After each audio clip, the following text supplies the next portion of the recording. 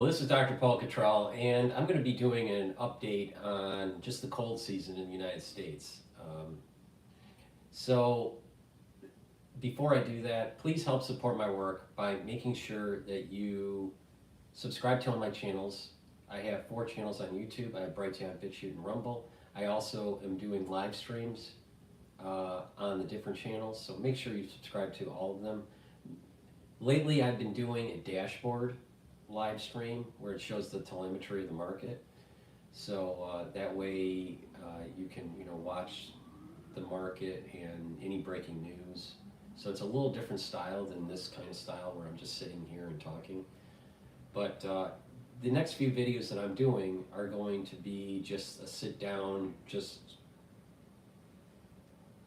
give you my take on it, and then tomorrow I'll go back to the interactive session where you can call in on X Spaces and watch the telemetry of the market on the different channels that are live streamed.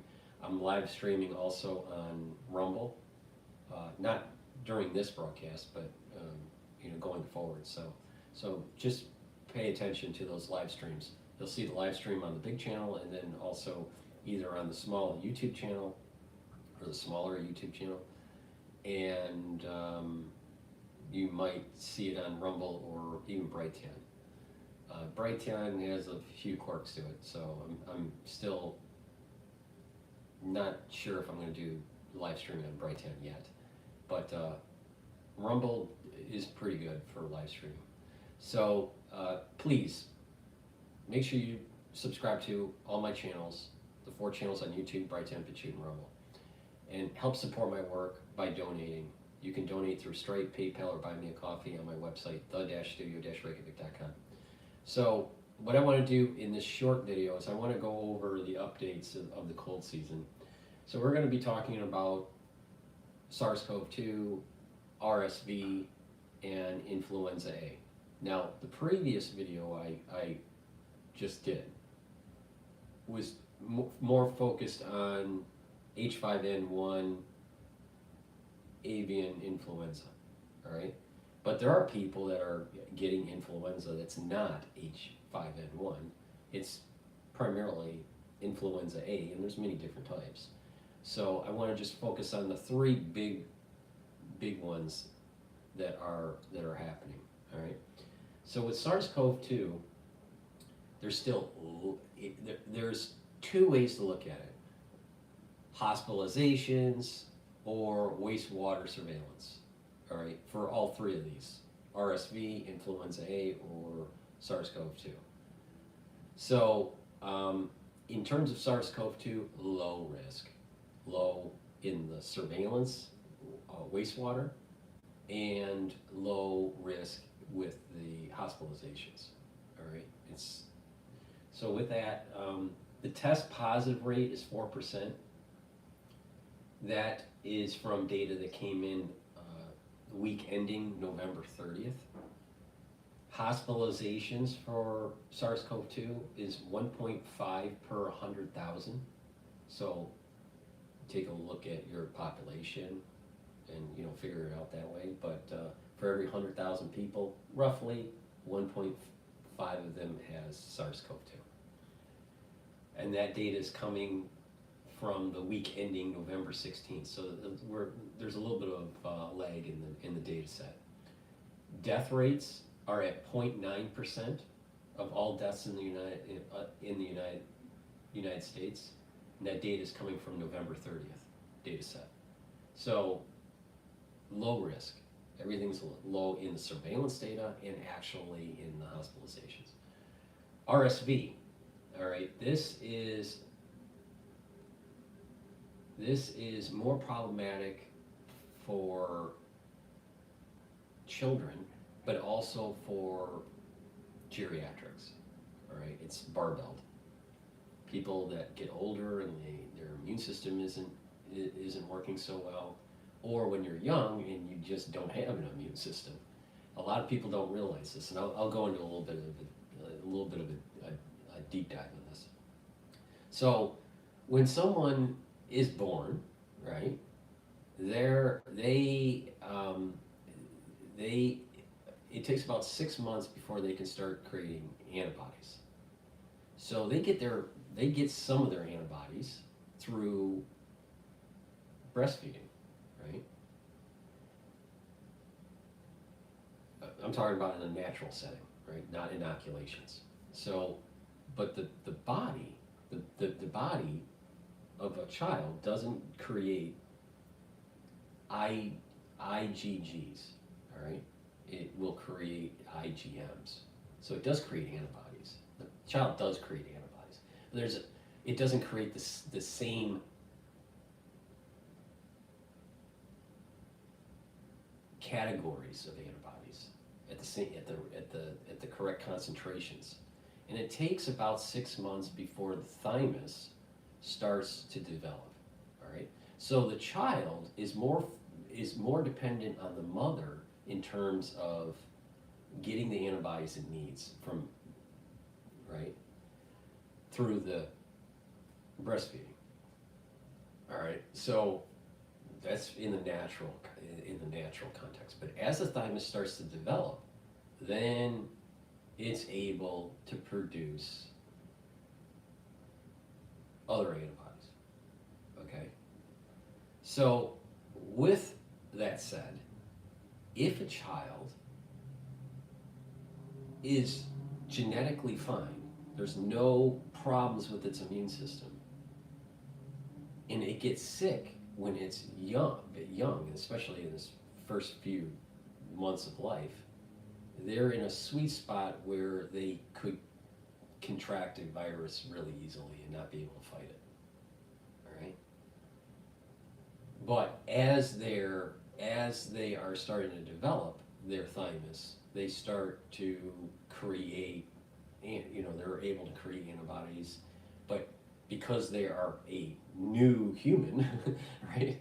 They're a newborn. Let's say we're talking now a 1 year old, where the thymus is mature to the point where it can create antibodies, robust antibodies, IgGs.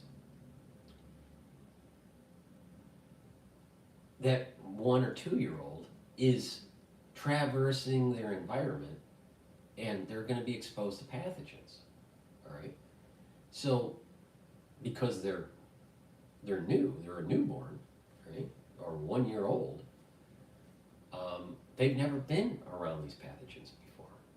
So, the thymus has to be very robust, and they catch things they've never had before, and then the immune system goes, well, wait a minute, that is foreign, and it has to create an antibody, and that's part of the reason why kids get sick all the time. All right.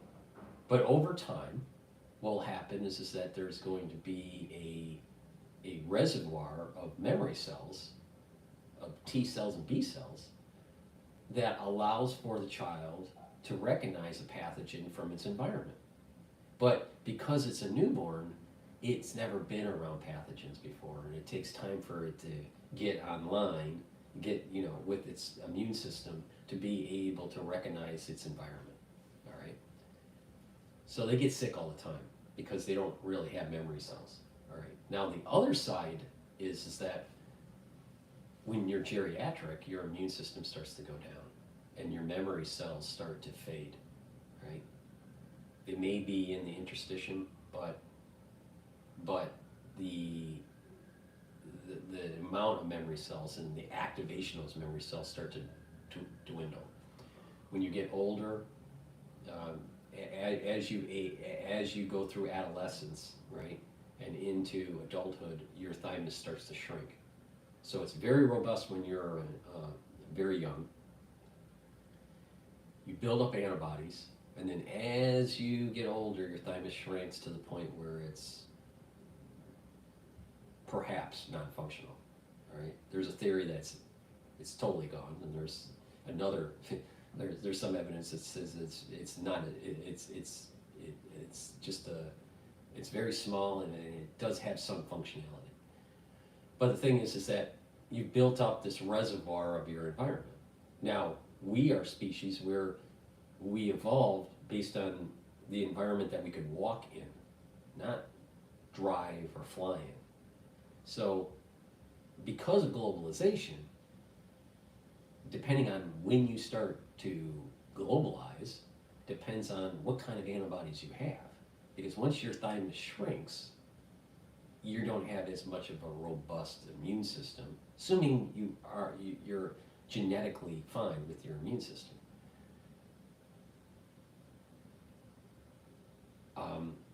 Your immune system isn't as robust as when you're a kid, all right? Because it's trying to build up a reservoir when you're a kid.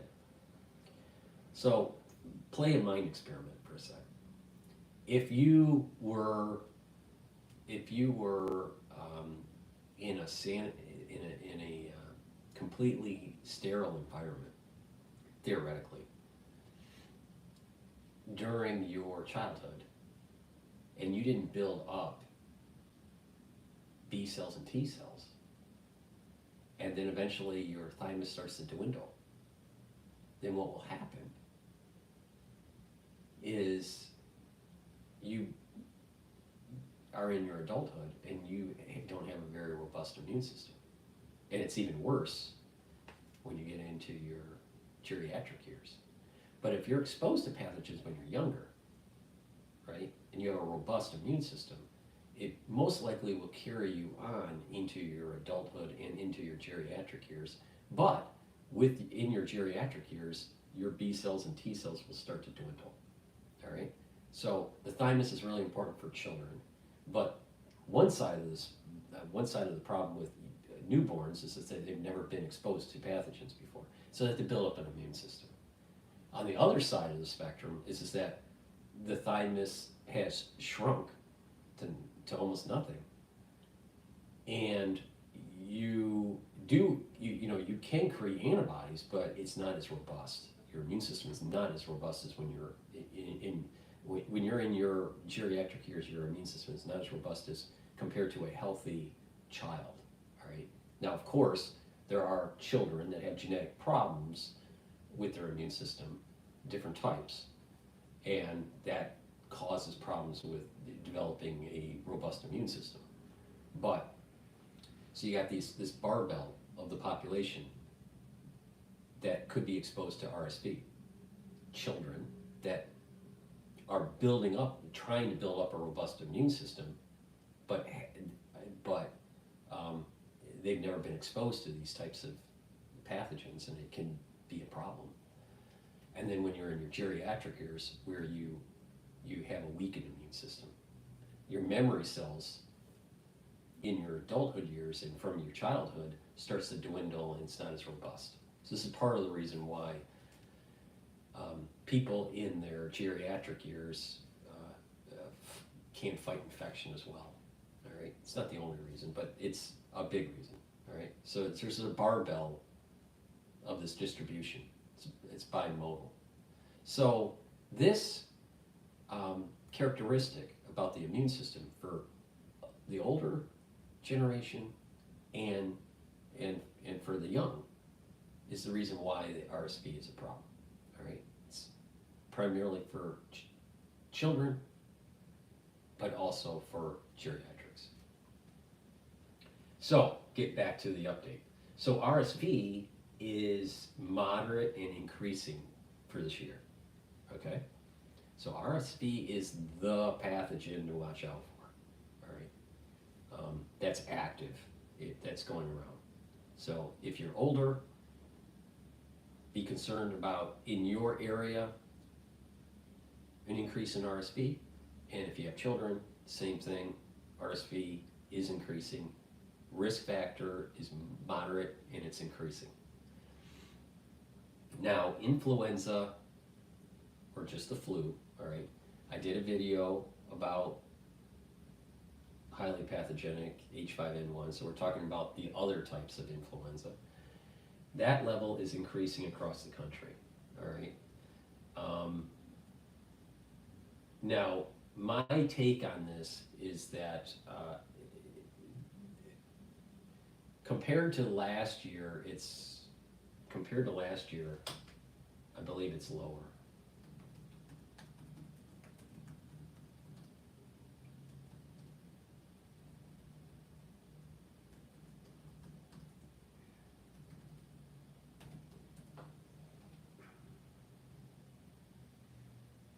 right, so for influenza, um,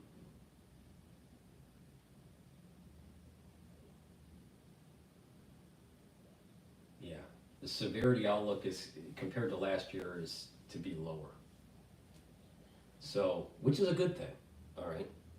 All right, so we have influenza severity lower compared to last year, but it is elevating right now, and I suspect that cases will increase in December and in January. You have RSV is moderate and increasing, especially in the younger population, and that SARS-CoV-2 is low. So right now we're in a good status here, to, in terms of the cold season, but December, January are going to be problematic for some people. All right. So please, this is a short video. Please, take a look at your area. Just, mitigate some of the risks. Wash your hands.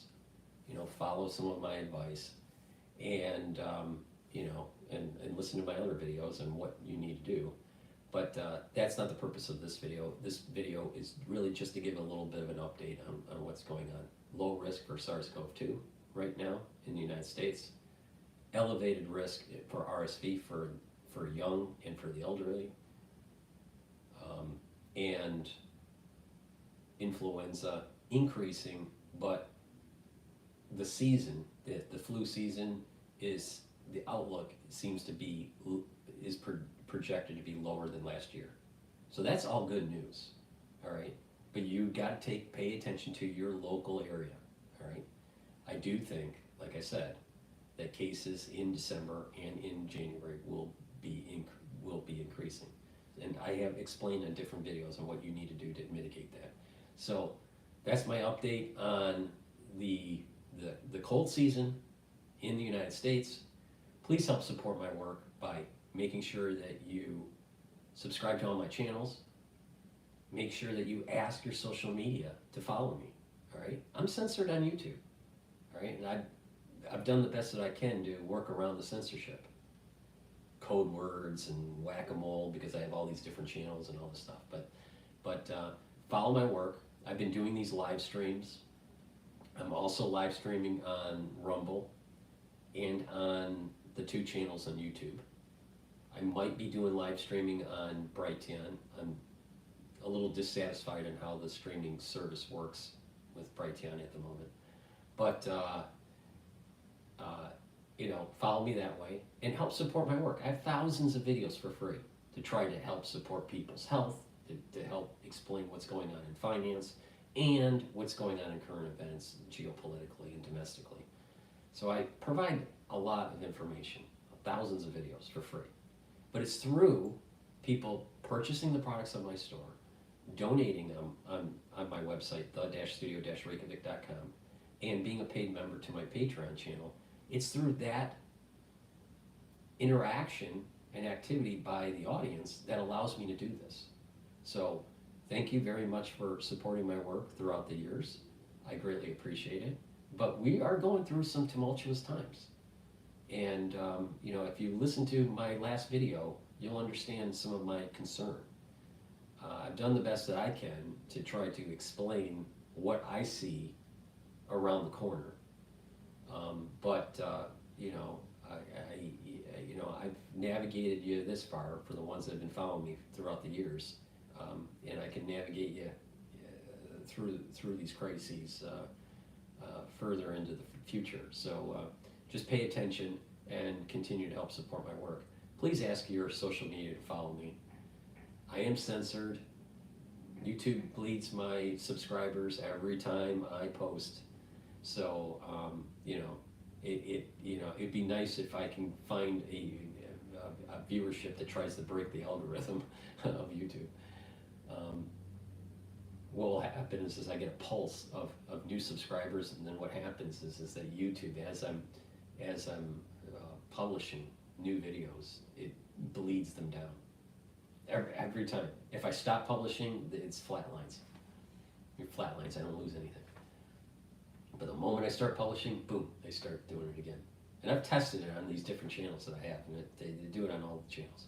So please help support my work, break the algorithm. But it's through your support that allows me to provide all these. That allows me to provide all these videos. Sometimes when I talk, Siri pops up, because I have Siri activated. But that's the update on what's going on in the cold season in the United States. Please help support my work and pay attention to the next video that's coming up. Today was trying to do some short videos, not really long live streams. So stay tuned for the next video. I think the next one is going to be about the drones and my take on the drones. Thank you for listening and have a nice day.